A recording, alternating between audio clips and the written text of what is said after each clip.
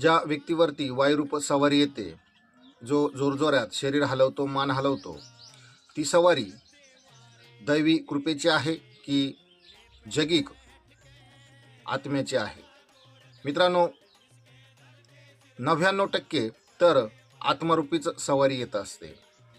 कोणी ना कोणी त्याच्याच रिलेशनमधला जो व्यक्ती आहे, त्याच व्यक्ती स्वर्गवास झाल्यानंतर त्याचाच आत्मा घरच्याच एखाद्या व्यक्तीवरती येतो आणि देवाच्या नावाने गजर करतो, देवाचे नाव घेतो. मित्रांनो, हे सिद्ध करणं खूप सोपं आहे, खूप सहज आहे. फक्त आपली तयारी आणि विश्वास, थोडंसं ज्ञान ज्या व्यक्तीकडे असेल, तो व्यक्ती नक्कीच हे सगळं सिद्ध करेल. यावरती मी एक व्हिडिओ बनवलेला आहे. तर नवनाथ पंथी या चॅनलवरती तो व्हिडिओ नक्कीच बघा. अलकादेश जय गुरुवर.